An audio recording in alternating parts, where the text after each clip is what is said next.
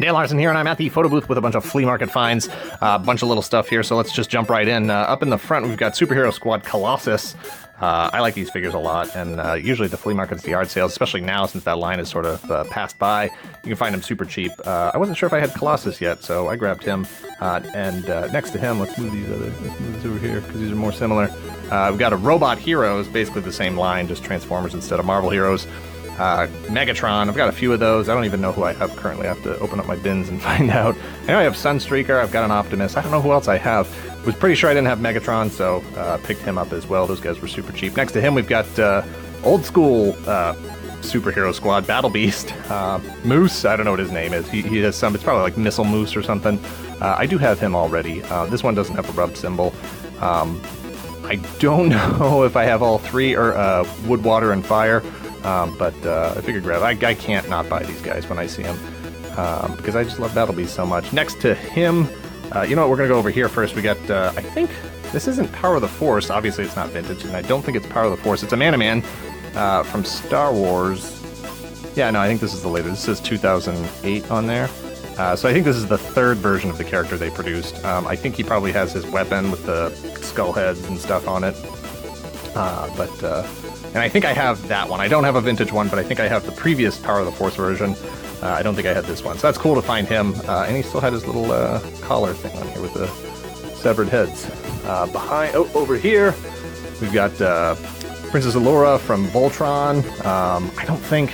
I can't remember who I currently have. I definitely don't have her helmet right now, unfortunately, but she's in pretty good shape. She's a little dirty, but mostly white there, and her pink still looks good. She's not missing that much paint. And then I'm going to move these guys over here. Behind that, we have some Ben10 figures, and if you follow me on Instagram at Toy Galaxy, I posted a picture of this guy recently this week. And full disclosure, I don't really know that much about Ben10. I've only seen very few episodes of the show, maybe the first like one or two of the first season. And I understand the general concept of the 10 aliens and whatnot, but beyond that, I don't really know that much about it. I know this is Ben. He's the Ben Tennyson. That's about as far as my knowledge goes. So I don't know any of these guys' names. If you know their names, help me out in the comments so I don't have to waste any time looking them up for myself. They just look cool, and it's the kind of show that, had it been out when I was, 10, 12 years old, I would have absolutely been obsessed with it. I would have bought all the figures, so I'm late to the Ben 10 party, but, it turns out that I think I actually am collecting them, because this guy picked up earlier, and then so today, Ben himself, Spider Monkey guy, Orangutan Bat, Turtle Power here, I think this is one too, Steampunk Knight. And then this guy over here, he's a funny one. I saw him in the bin and I was like, hey, that's a Ben 10 guy. I'm going to grab him. He looks really awesome. And I thought that's how his leg went. I was like, having no previous knowledge of the character, I just assumed like, oh, he's just got like one little leg and that's how he stands. I didn't bother to look and see inside. You can actually see where the leg is missing. And then I was like, oh crap, he's actually supposed to have another leg.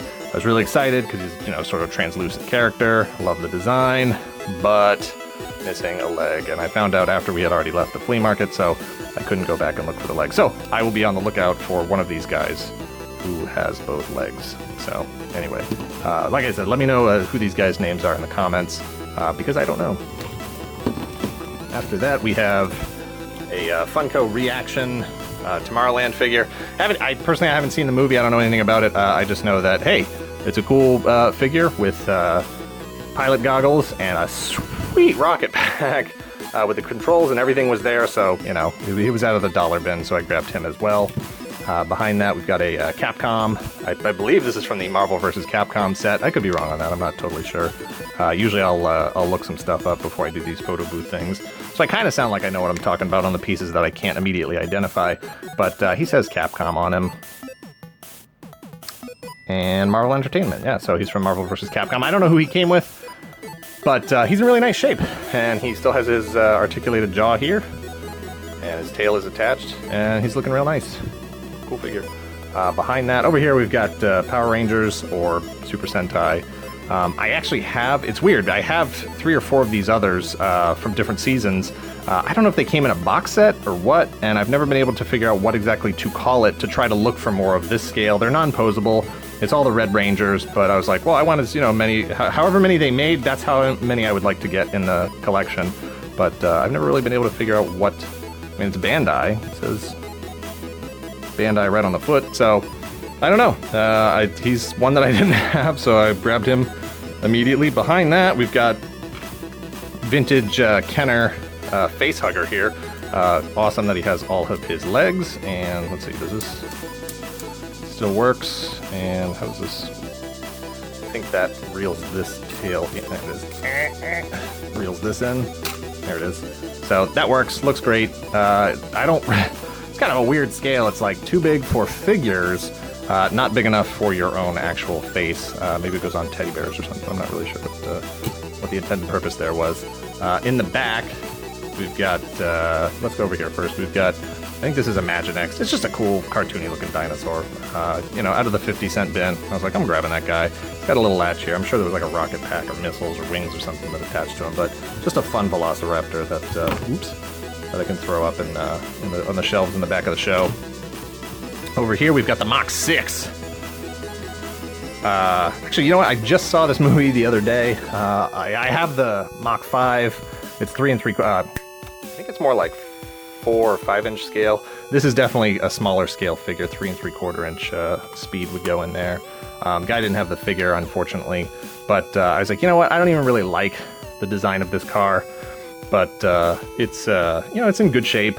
A couple of scuff marks. I don't know if these electronics work. I haven't put any batteries in it yet, but this feature works. Pops out all the gizmos. It's very mask, so I can dig that. You got the saw blades and guns and rocket launchers and all kinds of stuff. And like I said, I don't love the design of the car. It's, you know, it's just they just pushed the Mach 5 design a little bit more. And I just saw the movie the other day again, and it's a fun movie and I like it a lot. And I think they were very true to the original characters. I love Racer X.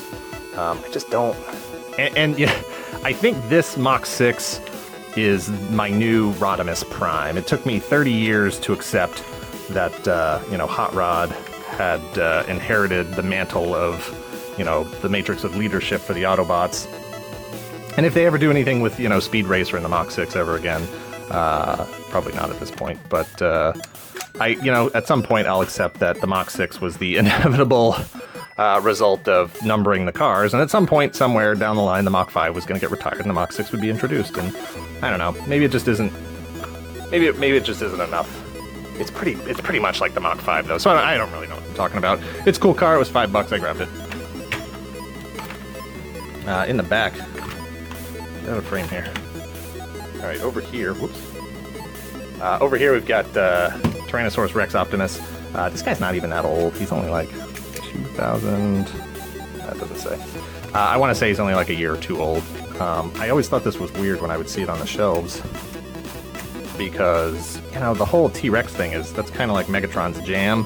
So I don't know if there was a show or anything that this ties into, but it's a fun little guy. You know, when you're digging through those 50-cent bins, the 25-cent bins, the dollar bins or anything, you see something like this and you're like, I'm grabbing that. It's Transformers, it's a dinosaur, who am I to say no? Over here we've got 8-inch Spider-Man with cloth outfit. I grabbed this because it's, you know, clearly it's a sort of 2008, 2006, yeah, 2006 Hasbro Spider-Man. It's not great. It's really not. It's got articulated fingers, which I do not like. This one's especially weird. I don't know if you can see that, where it's got it's usually the middle fingers or the pointy fingers and the pointer and the pinky finger. Well, those will be the articulated ones, so you can kind of make either an open hand or the web slinging fingers.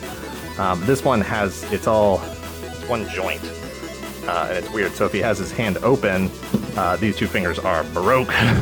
So it's articulated, but I don't really know what the point is. And he's got the cloth outfit, and somebody ripped off his wings under here, but and I'm gonna need to fix his eye. But what do you want for like 50 cents? I mean, it's, you know, it's pretty well articulated. He's a goof. This is the kind of stuff that, you know, when it would be released, I would never buy this. I would never pay full price for something like this. But when I see it in a flea market bin, I can't say no to it. And you know what? He'll be my Mezco, not quite 1/12, but pretty darn close. I mean, that one's got the same thing, cloth outfit, plastic head, right? Boots, all that stuff. Anyway. Over here we've got Mrs. Toy Galaxy actually picked this one up. Oh my god, I'm running these guys over. This is Adventure People Safari truck, Jeep, trailer thing. And then you got, I think these guys are park rangers. They got like little park ranger stickers on them. And we got full complement of animals here. Gorilla Grodd, tiger, lino, giraffe-bodon, and zebrex to go with these. These are all in really, really great condition. I mean, these toys are from the late 70s, early 80s. We got driver here. He's actually not the driver. He should be with a boat. And then this whole thing opens up and turns into a tent somehow. There's props up there, there's props up there. Then you got a tent, and then you can get in there with all the animals. It's fun stuff. We have quite a few Adventure People things and Fisher-Price Little People stuff. Just great classic toys that are going to be around for another 30, 40 years, long after a lot of this stuff has deteriorated. And then back, we've got Marvel Legends Magneto. This was pretty cool because he was in the same bin as Junk Spider-Man here, and Capcom Werewolf, and a couple of these other pieces. And I was like, give me that!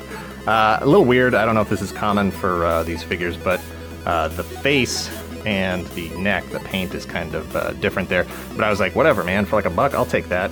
It's obviously this is Series 2, Series 3. It's a really early Toy Biz Marvel Legends figure. It's in great condition. Joints are all really good. I hate finger articulation. I hate toe articulation, but whatever. I'll take this. This is going to be my standard Magneto. And the best thing about it was his helmet was not in the box, but I just happened to have one that I found at a flea market some time ago, waiting for exactly this moment so that I could match up a helmet with the figure. Thank you, flea market. And then the last piece was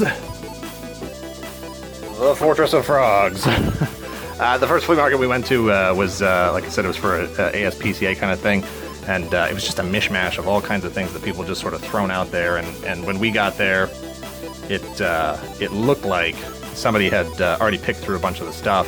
But I was like, if you already picked through the stuff and you didn't grab this, it was like $2. I don't know who you are, and I don't really want to be friends with you. A lot of the stuff is stripped out of here. The bars are gone, the ladder's gone, you know, this, the panels are gone. It's got the cruncher spike wall up here, but the lever is gone. All the stalactites and stalagmites are gone. The axe is gone. So it's been stripped of everything. But I mean, it's you know, the structure is still here. It's awesome looking. The stickers aren't too bad. They're still there. And I'm going to clean it up. And I'm going to, you know, hopefully find some pieces over the next year or two and put this thing back together. And if not, whatever. I'm still going to be able to use it in displays or in photography and whatever. And that's it. That's everything we picked up today. And it was a pretty good day for totally random stuff and digging through the quarter boxes and whatnot. Anyway, let me know, like I said, in the comments below, let me know if you know any of those Ben 10 guys' names. Thanks for watching. Please hit like, share this with your toy friends. Please go ahead and subscribe if you're already not a subscriber so you don't miss out on any other Toy Galaxy content. We do publish 3 times a week currently. Thanks for watching.